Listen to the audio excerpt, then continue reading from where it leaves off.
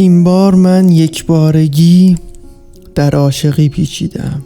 این بار من یک بارگی از عافیت ببریدم. دل را ز خود برکندم، با چیز دیگر زندم. عقل و دل و اندیشه را از بیخ و بن سوزیدم.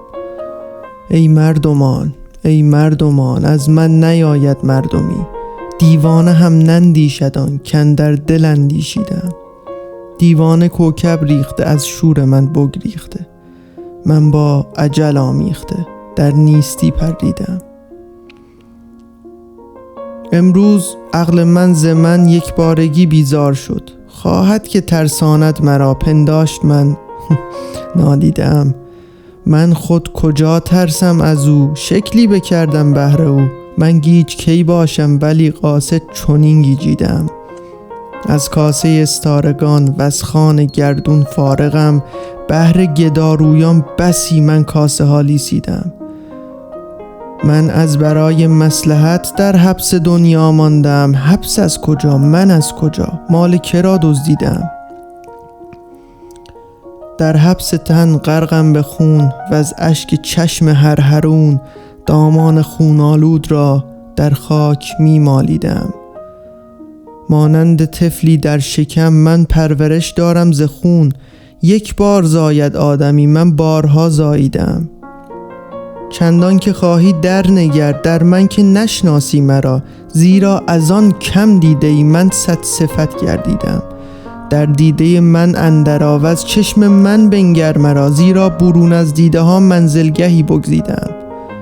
تو مست مست سرخوشی، من مست بی سر سرخوشم. تو عاشق خندان لبی، من بی دهان خندیدم. من طرفه مرغم کز چمن با اشتهای خیشتن. بی دام و بی گیرنده ای اندر قفس خیزیدم. زیرا قفس با دوستان خوشتر ز باغ و بوستان. بهر رضای یوسفان در چاه آرامیدم. در زخم او زاری مکن، دعوی بیماری مکن. 100 جان شیرین دادم تا این بلا بخریدم. چون کرم پیله در بلا، در اطلس و خز می روی. بشنو ز کرم پیله هم کاندر قبا پوسیدم. پوسیده ای در گور تن، رو پیش اسرافیل من. که از بهر من در سوردم، که از گور تن ریزیدم. نی نی چو باز ممتحن، بردوز چشم از خویشتن. مانند طاووسی نکو من دیبه ها پوشیدم. پیش طبیبش سر بنه، یعنی مرا تریاق ده. زیرا در این دام نزه من زهرها نوشیدم. تو پیش حلوایی جان شیرین و شیرین جان شوی. زیرا من از حلوای جان چون نیشکر بالیدم.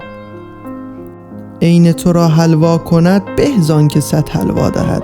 من لذت حلوای جان جز از لبش نشنیدم. خاموش کن کاندر سخن حلوا بیفتد از دهن. بی گفت مردم بو برد زانسان که من بوییدم. هر غوره ای نالان شده که شمس تبریزی بیا. کز خامی و بی لذتی در خیشتن چغزیدم.